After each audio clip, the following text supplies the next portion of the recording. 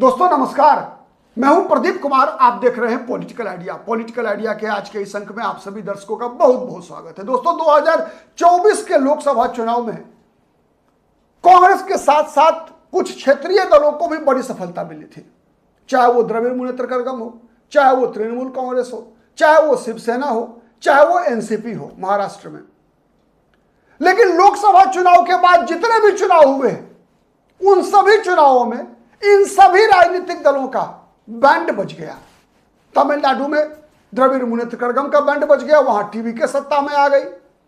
पश्चिम बंगाल में ममता बनर्जी का बैंड बज गया।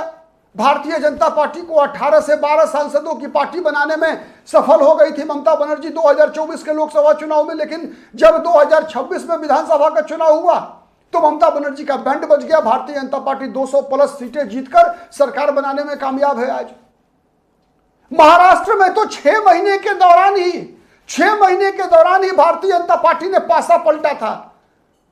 और ये शौक ऐसी घबराहट का कारण बना है दोस्तों, जिसमें जितने भी प्रभावित राजनीतिक दल हैं उनको कुछ सूझ नहीं रहा है। और अगर हम बात महाराष्ट्र की करें तो सबसे ज्यादा जो दल फ्रस्ट्रेशन की शिकार है वो दल है शिवसेना, यूबीटी।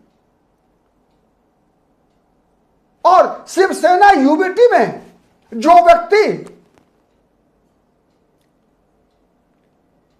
सर्वाधिक एक तरह से कह सकते हैं अपना, कई बार तो लगता है कि क्या मानसिक संतुलन खो देते हैं क्या। मैं बात कर रहा हूं संजय राउत की। ऐसे बयान आते हैं संजय राउत के जिसे सुनकर शायद आपको भी हंसी आती होगी। अब संजय राउत ने क्या दावा किया? संजय राउत ने दावा किया, दावा नहीं कहिए, इशारा कह लीजिए आप। दरअसल शरद पवार एक बैठक में शामिल होने गए थे, जो बैठक देवेंद्र फडणवीस के कक्ष में आयोजित थी। और वो बैठक था कर्नाटक और महाराष्ट्र के बीच सीमा विवाद से संबंधित। और उसी बैठक के दौरान या उसके बाद शरद पवार की मुलाकात मुख्यमंत्री से तो हुई ही, साथ ही उप मुख्यमंत्री एकनाथ शिंदे के कक्ष में शरद पवार की मुलाकात हुई एकनाथ शिंदे से।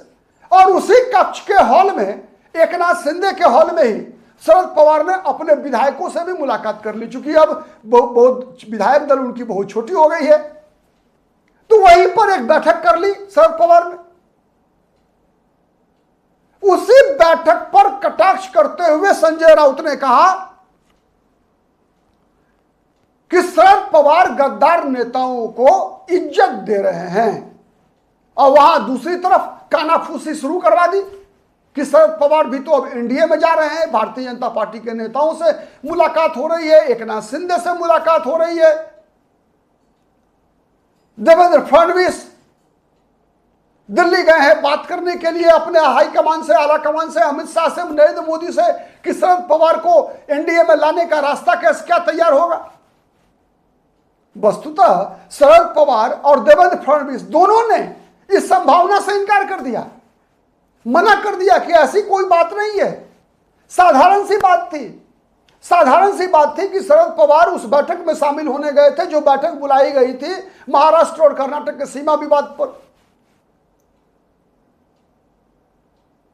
और वही मौका ऐसा लगा कि कह सकते हैं कि शरद पवार एक बुजुर्ग नेता है, अपने जीवन के शायद अंतिम पड़ाव पर हैं, भगवान उन्हें शतायु बनाए। लेकिन दरअसल उनकी शारीरिक अवस्था बता रही है कि अपने उम्र के अंतिम पड़ाव पर है।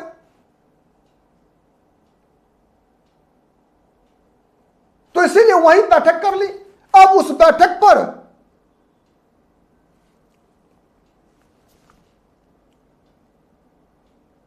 निशाना साध दिया संजय राउत ने।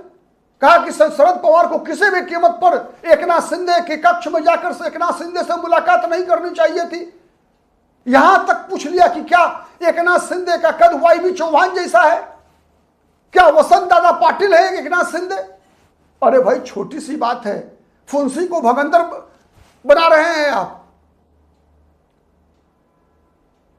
लेकिन दरअसल ये सब हो रहा इसलिए है क्योंकि संजय राउत को और शिवसेना यूबीटी को कुछ सूझ नहीं रहा है, कोई रास्ता निकल नहीं रहा है उनके लिए रिवाइवल का, पुनर्वापसी का।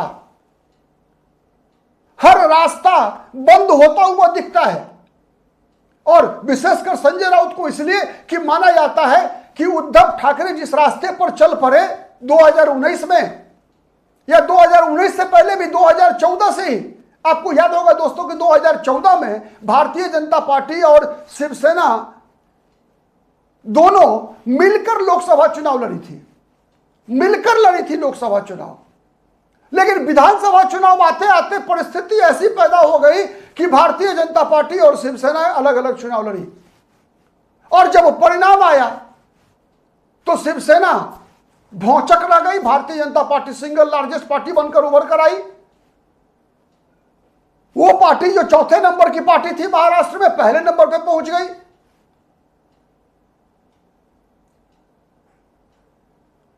उसके बाद से जो रस्साकसी की शुरुआत हुई भारतीय जनता पार्टी और शिवसेना के बीच, उस रस्साकसी का अंत हुआ 2019 में, तब जब उद्धव ठाकरे के नेतृत्व वाली शिवसेना ने भारतीय जनता पार्टी का साथ छोड़कर कांग्रेस के साथ मिलकर सरकार बनाना तय किया। यह वो टर्निंग पॉइंट था जिसके बाद से शिवसेना और UBT Uddhav Thackeray party but चुकी है। अब असली शिवसेना की मान्यता चुनाव आयोग ने एकनाथ शिंदे वाली शिवसेना को दिया है, लेकिन चूंकि बाला साहब ठाकरे के पुत्र हैं उद्धव ठाकरे, आदित्य ठाकरे बाला साहब ठाकरे के पोता है, तो कहीं ना कहीं महाराष्ट्र की जनता के नजर में शिवसेना उद्धव ठाकरे और आदित्य ठाकरे का एक स्थान है, बाला साहब ठाकरे से जुड़ा हुआ है मामला।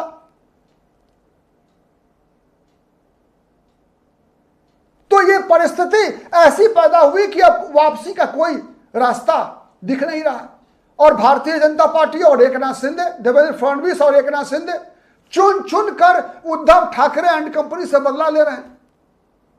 किन बातों का बदला?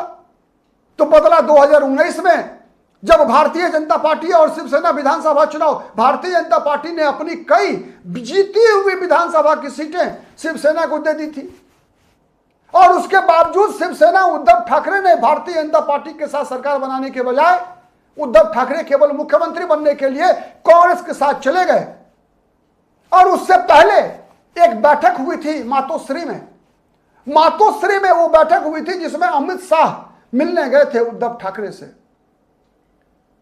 उसी बैठक के बारे में उद्धव ठाकरे गलत कोट करते हैं। गलत कोट क्या करते हैं कि अमित शाह ने उनको आश्वासन दिया था कि 2019 में जब भारतीय जनता पार्टी और शिवसेना की सरकार बनेगी तो आधे आधे समय के लिए बीजेपी और शिवसेना का मुख्यमंत्री होगा। दरअसल उस बैठक के दौरान एक और घटना घटी थी। एक और घटना यह घटी थी कि संजय राउत के कहने पर उद्धव ठाकरे ने अमित शाह के साथ मातोश्री गए देवेंद्र फडणवीस को बाहर बैठा दिया था। यानी देवेंद्र फडणवीस मुख्यमंत्री थे, सिटिंग चीफ मिनिस्टर थे, और तब देवेंद्र फडणवीस को जब अमित शाह मुलाकात करने मातोश्री गए थे उद्धव ठाकरे से, तब उद्धव ठाकरे ने संजय राउत के कहने पर देवेंद्र फडणवीस को उस मीटिंग के कक्ष में अमित शाह के साथ मौजूद होने से मना कर दिया, और देवेंद्र फडणवीस को वेटिंग लॉन्ज में बैठाया उद्धव ठाकरे ने संजय राउत के कहने पर।